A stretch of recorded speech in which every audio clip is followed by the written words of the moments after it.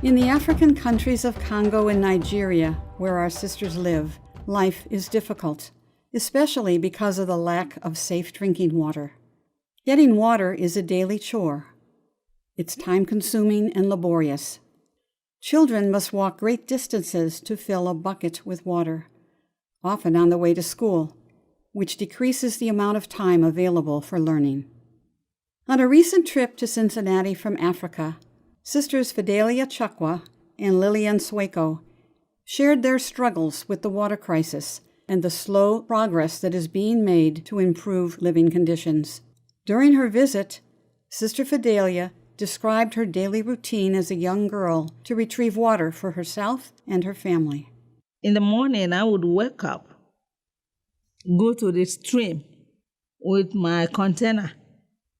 And the stream would be like a mile, 1.5 miles, 2 miles sometimes, to go and fetch water. So you have to get the container according to your own age and size, what you're able to carry on your head.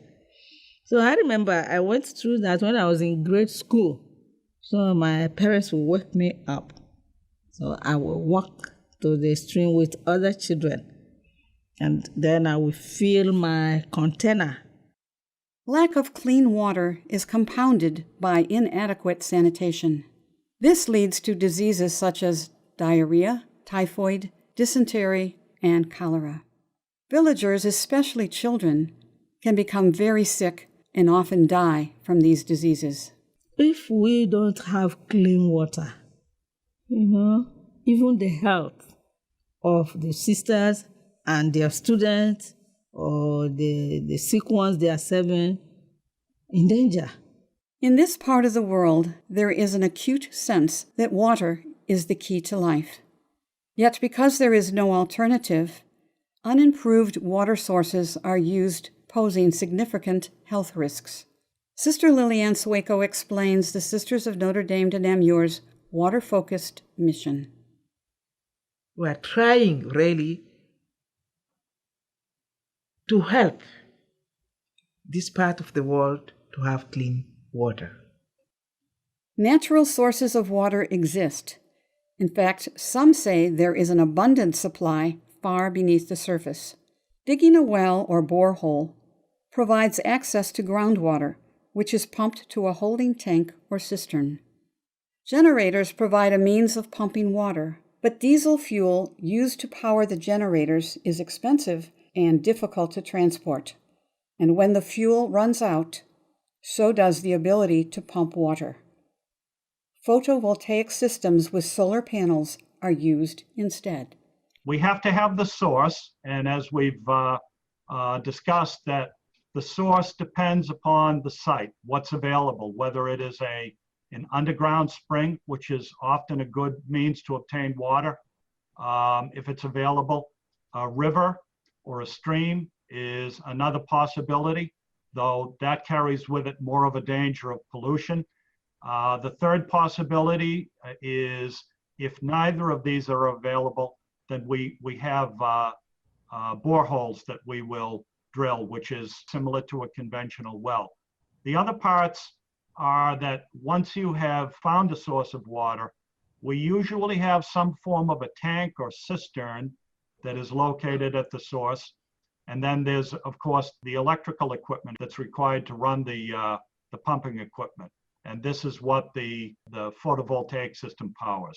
To assist with troubleshooting issues encountered in Africa, the Photovoltaic Learning Lab was established in a converted convent garage in Cincinnati. High school students in the STEM program, which is science, technology, engineering, math, and medicine, use the Learning Lab. It's a miniature version of the photovoltaic systems in Africa.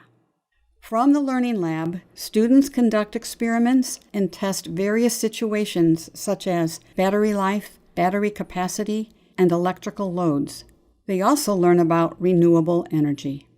There is a need of extending the panels for this project because hospitals need clean water, schools need clean water, and a neighbor.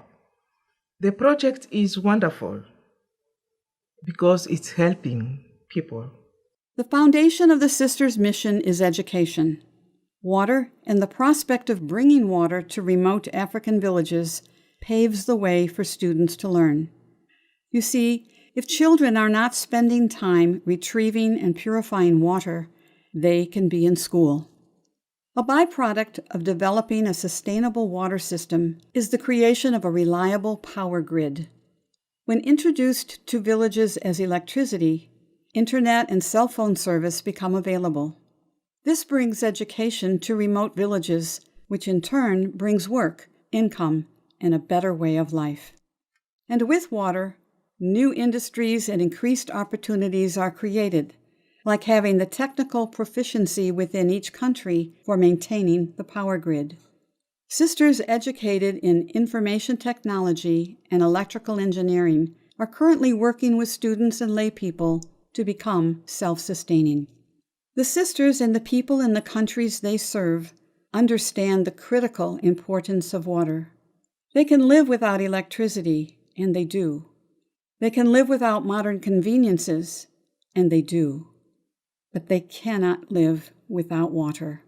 Clean water is the key to life. Julie was a woman of courage. He started the congregation in France, but she crossed the border. And that's what we need to do among us today also. Among our students, our teachers, our staff, crossing borders in mind, in spirit, in heart. Julie said every time that we need to have, our heart should be wide as the world.